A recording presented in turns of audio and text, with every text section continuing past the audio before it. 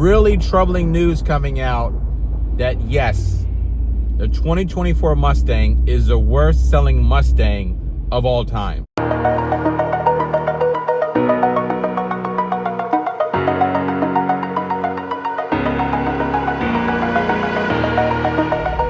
What is up, fam? Hope this message finds you all well and in great spirits. Some really troubling news coming out that yes, the 2024 Mustang is the worst selling Mustang of all time. Wow, just wow. We got to talk about it and look into reasons why the S650 has started off as the worst selling Mustang. There are multiple reports. I'll link some articles here, and we'll dive right into it. Right now, just think about the history of Mustang. These numbers are pretty troubling. You're only in a 40,000 range for the year. Now, there are a lot of factors that go into that, obviously, but comparatively, when the S550 came out, over 100,000 units were sold in 2015. So fast forward 9 years later, way out of the range. At the end of the day, the Mustang needs to make money for Ford to continue it. And in my humble opinion, the biggest reason why the 2024 Ford Mustang is the worst selling Mustang of all time is this. Quite frankly, you should have not locked the segment. If they locked the Mustang from aftermarket tuning, was I would say, if not the biggest, and we'll get into other things with the price and the look more than anything, Mustang outside of trucks is the most customizable, modified vehicle, probably, especially newer model vehicles out there, and they locked it. My goal was, hey, I want to get a 24 Mustang. I want to do a twin turbo build. You can't do that. I wanted to do maybe an NA build. You can't do that. The tuning is completely locked down for the double key encryption over the air updates. And I understand that Ford want to do that because it's good for security purposes, it's good for warranty things. But at the end of the day, if no one's going to buy the product, then it's a moot point. It's a niche product. I mean, comparatively, I understand if you want to lock down a car like a vehicle like the Explorer, F-150, because they sell in the couple 100,000 range annually. This is a niche market. The Mustang is mostly people who want to buy them and make them their own and make them fast. I mean, just to have that freedom is what makes it so popular. And to lock that down was a huge, in my opinion, miscalculated mistake. And the idea was, okay, well, they'll unlock soon. It's been over a year and they haven't. I think that this news, you'll start to see the unlocking happening by the end, if not sometime this year, because that number is so low. The problem is people like to have individuality. People like to have the product they want to build. The thing with my S550s was, yes, if I wanted to build an E85 NA Beast, I could. If I want to do a Pro Charger, I could. I could do all these things. So with that being said, the car has to get unlocked to get these sales numbers up. Secondarily, also, I think what happens is, forget about anything. Most importantly, it got more expensive. We all know that the economy has not been good, and it's harder to get good interest rates on loans. Even a good credit score is like, unless you have a credit union, it's like, anywhere from 5 to 7% is a good deal. So interest rates are worse than they used to be. And also the car was more expensive. It was a more expensive vehicle. My dark horse was $74,000 for, I'm not trying to minimize it. It is, in my opinion, the best driving brand new Mustang I had. It has all the goodies from the GT500. It has a 5.0. It has a 10-speed. I love it. It's very comfortable. But at that price point, people are saying, I'm going to go look for a used GT500 or a used GT350 or even an older platform like a 13, 14 GT500, S197. That is expensive. And that's before we even get to customize it. I mean, with PPF and ceramic coating nowadays, and tax and tags, insurance is going up. Maybe you want to get a drag pack, the price keeps going up. And then you can say, hey, I can go get a S550, throw half the money in it and make it almost as fast. Faster.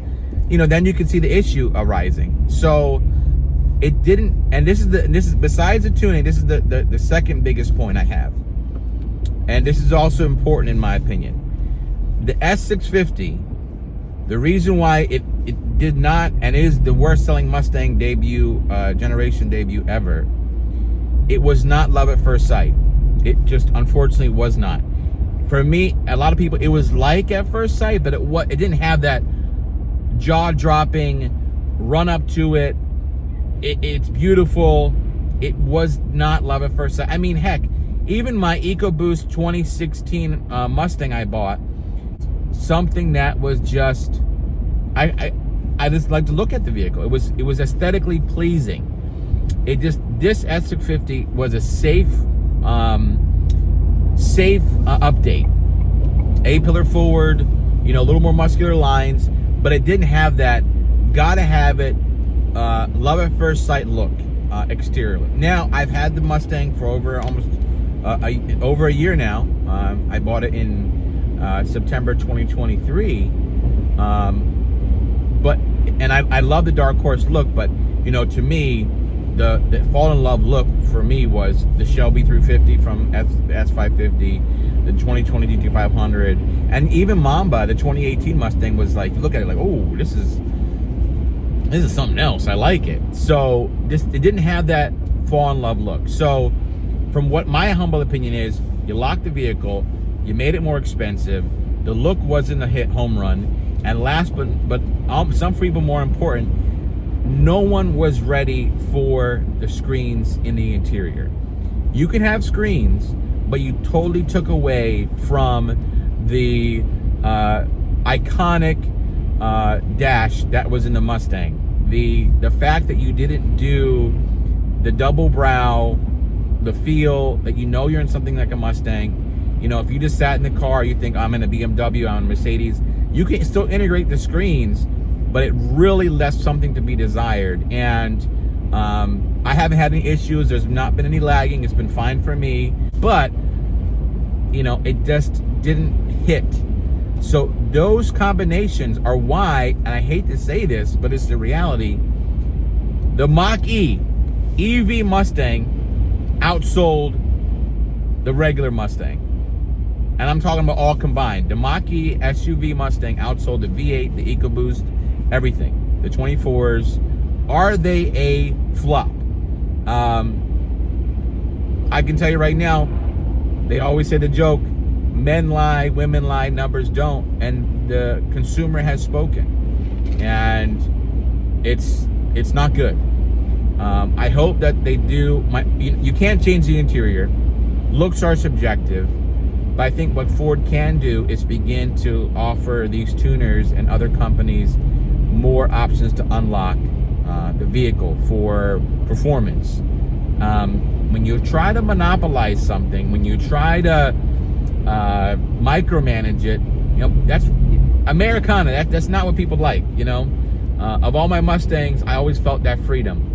Now, is it cool to walk into your Mustang and you have a new digital gauge and cluster? Of course. I like that we have the SVT gauges and the Fox Buddy gauges and the Heritage gauges. That is cool. But, I'm paying that monthly payment every month, and I want it to also be my own. I know the joke is the cars are owned by the banks, but now they're owned by the manufacturers still too, with these locking encryptions. Again, in my opinion, I don't see the wisdom in locking down the vehicle when it's selling so low. Now, we have to monitor this closely, because this is the numbers and why Chevy actually killed the Camaro. These numbers are very bad, very poor. We're going to watch closely how 2025 does. I'm going to see if Ford does any incentives with the Mustang. But usually when you have a new design, a whole new generation of any vehicle, they usually sell like hotcakes. This is, for lack of a better term, and I know I'm a Mustang Ford guy, and I hope they still invite me and things, I think they have to go back to the drawing board and reconvene into why this was so poor. You really don't have any competition in this segment anymore. Hellcats are dead. Hemis are dead. They're trying to come out with a Daytona. Camaros are dead. Corvettes are tier above as far as they're trying to shoot for like exotics.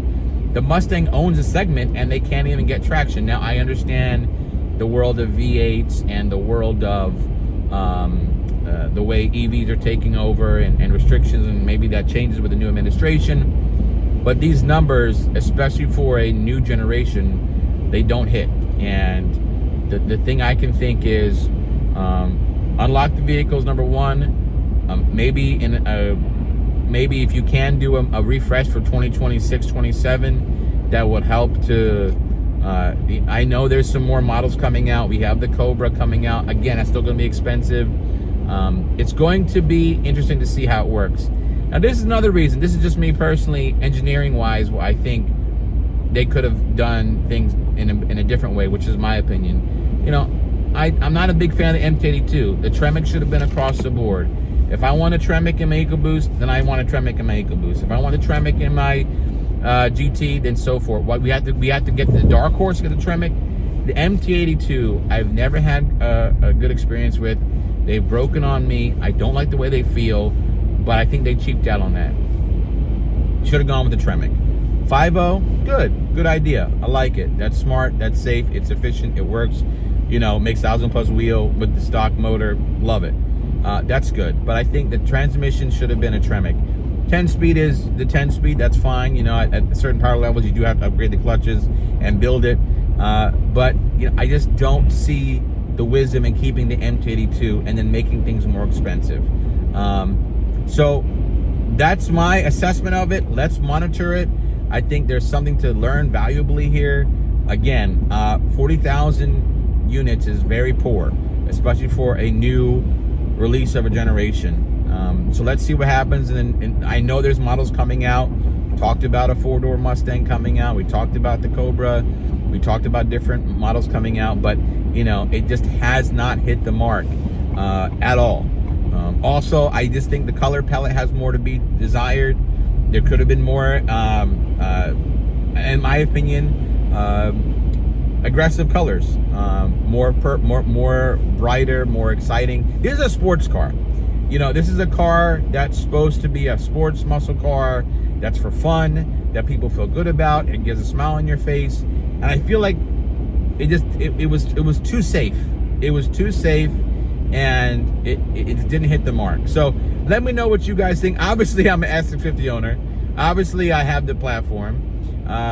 But from the numbers, it looks like, you know, the consumers in America has spoken that the S650 is a flop. So what is Ford going to do? That remains to be seen. Let's cover it. Let's see what happens. I think there's a lot that they can improve. Again, starting with working on trying to get the cars unlocked for different things, for different tuners and aftermarket companies to really excite the enthusiasts to jump in. And we'll see how that goes. Comment below. Let me know what you think. We're back. We appreciate the support. And this is just me giving my assessment, my opinion. And I appreciate you. We're a little bit on the timeline backwards. There's a new mod here. I'm sitting in these beautiful brand new seats for Bane, which I'll have a video about how we did that before and after. But I appreciate the support. Please like and subscribe, because you know it never ends. Peace.